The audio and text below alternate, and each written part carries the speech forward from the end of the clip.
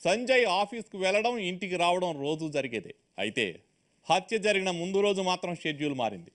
కొన్ని అనూహ్య పరిణామాలు జరిగాయి. అవే ఈ కేసును మిస్టరీగా మార్చాయి. పోలీసులకు సవాల్ విసిరాయి. ఇంతకీ హత్యకు ముందు రోజు ఏం జరిగింది?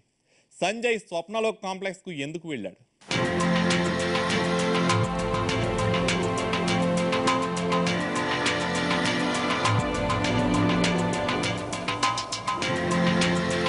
సంజయ్కి ఎక్కువగా మార్నింగ్ షిఫ్ట్కి వెళ్లడం అలవాటు.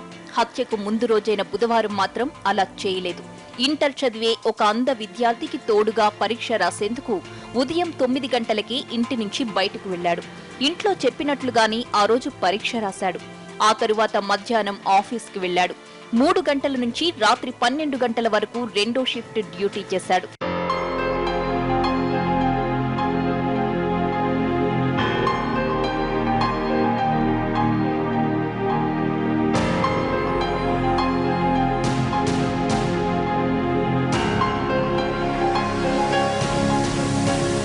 ఆఫీస్లోనూ బయట రోజంతా పనిచేయడంతో సంజయ్ అలసిపోయాడు. అర్ధరాత్రి అయింది.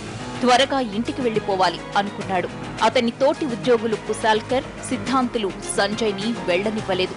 ఈ టైంలో ఏం వెళతావు, ఒక పని చెయ్యి, ఈ రాత్రికి నా రూంలో ఉండి తెల్లారే వెళుదుగాని అని అన్నాడు సిద్ధాంత్. ఇవాళ సిద్ధాంత్ పార్టీ ఇస్తున్నాడు, నేను వెళుతున్నా, నువ్వు రావాలి అన్నాడు కుశాల్కర్. కొలీగ్స్ అంతలా అడుగుతుంటే కాదనలేకపోయిన సంజయ్ సరే అన్నాడు. ఇంట్లో వాళ్లకు ఫోన్ చేసి ఇదే విషయం చెప్పాడు. తాను తెల్లారేసరికి వస్తాను అన్నాడు. తరువాత ముగ్గురు కలిసి మియాపూర్లోని సిద్ధాంత్ రూమ్కి వెళ్లారు.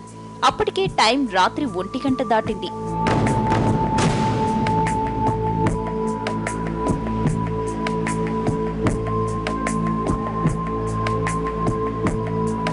ముగ్గురు కలిసి మందు పార్టీ చేసుకున్నారు.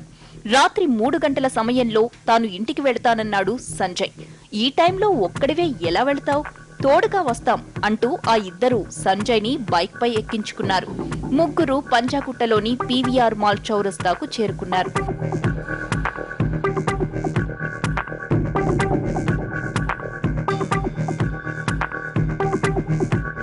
అక్కడ బైక్ దిగిన సంజయ్ అక్కడి నుంచి క్యాబ్లో వెళ్లిపోతా అన్నాడు.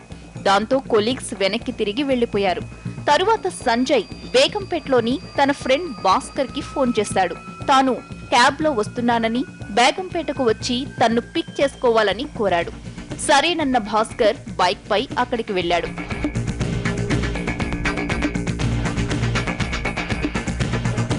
అతనికి మళ్లీ ఫోన్ చేసిన సంజయ్ పరేడ్ గ్రౌండ్ కొచ్చానని ఒకసారి, పాట్నీ సెంటర్ కొచ్చానని మరోసారి చెప్పి అక్కడకు రప్పించాడు. సంజయ్ చెప్పిన చోటికల్లా భాస్కర్ వెళ్లినా అక్కడ అతను కనిపించలేదు. ఇలా 2 గంటలు గడిచాక చివరిసారిగా తెల్లవారుజామున 5 గంటల 13 నిమిషాలకు మళ్లీ ఫోన్ చేసిన సంజయ్ తాను పరేడ్ గ్రౌండ్ దగ్గరికే వస్తున్నానని చెప్పాడు. దాంతో భాస్కర్ అక్కడికి వెళ్లాడు.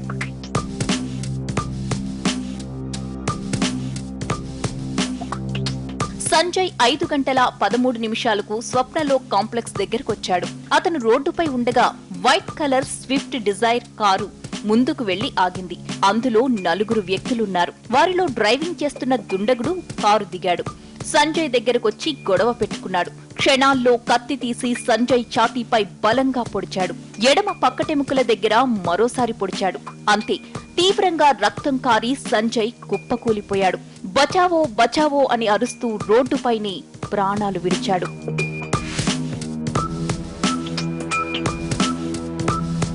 సంజయ్ భాస్కర్ తో మాట్లాడిన తరువాత 2 నిమిషాల్లో జరిగిన దారుణం ఇది. అతను క్యాబ్ లో వస్తాడని పరేడ్ గ్రౌండ్ దగ్గర ఎదురు చూసిన భాస్కర్ ఎంతకీ రాకపోవడంతో వెనక్కి వెళ్లిపోయాడు. ఆ తరువాత కొన్ని గంటలకే అతని చావు వార్త వినాల్సి వచ్చింది. White colour Swift Dzire car 8055 ఆ కార్ నెంబర్ తోటి వచ్చిన దాంట్లో 4 వ్యక్తులు వచ్చి ఇతని పైన అటాక్ చేసినట్టు, ఈ హార్ట్ దగ్గర స్టాబ్ ఇంజరీ ఉంది, అది చేసినట్టు డీటెయిల్స్ ఉన్నాయి. ఆ కార్ గురించి అట్లే సీసీటీవీస్ అన్ని విధాలుగా కూడా దర్యాప్తు చేస్తున్నాము. ఇతని ఫోన్ కాల్స్ అవి కూడా అనలైజ్ చేస్తున్నాము. Swift Dzire white colour car వచ్చిన తర్వాత మా బ్లూ కోల్ట్ వాళ్ళు కూడా ఫాలో చేశారు ఆ కార్ని టువర్డ్స్ ప్యారడైజ్ తర్వాత నుంచి టువర్డ్స్ ట్యాంక్ బండ్ వైపు వెళ్ళినట్టు సమాచారం ఉంది. దాని తర్వాత మా వాళ్ళు they could not catch them. పూర్తిగా తెల్లారక ముందు జరిగిన ఈ దారుణ దృశ్యాన్ని ప్రత్యక్షంగా చూశాడు స్వప్నలో కాంప్లెక్స్ సెక్యూరిటీ గార్డ్. కత్తితో పొడిచిన మరుక్షణమే అలర్ట్ అయిన గార్డ్ తన దగ్గరున్న విజిల్ వేశాడు. దాంతో హంతకులు కారులో పారిపోయారు.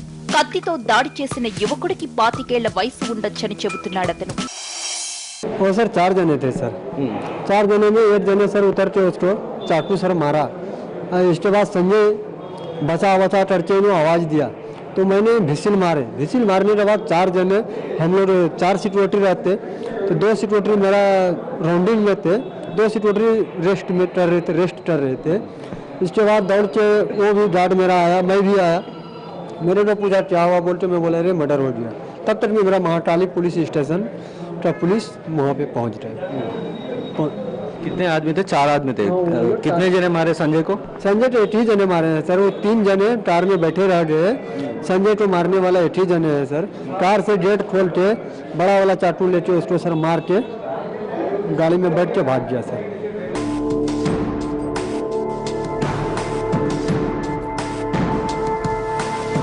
ప్రత్యక్ష సాక్షిగా గార్డ్ చెప్పిన దాన్ని బట్టి పోలీసులు ఈ కేసుపై ఒక అంచనాకొచ్చారు. సంజయ్ గుండెను టార్గెట్ చేస్తూ ఎడమవైపు ఛాతీపైన పక్కటెముకల కింద కత్తితో పొడిచిన తీరు చూస్తుంటే ఇది పక్కా ప్రొఫెషనల్ కిల్లర్ పని కావచ్చని భావించారు. ఆ దిశగా దర్యాప్తు చేశారు. ఈ కేసులో పోలీసులను ఆశ్చర్యపరిచిన బాస్ ఎవరు? ఆ వివరాలు షార్ట్ బ్రేక్ తర్వాత.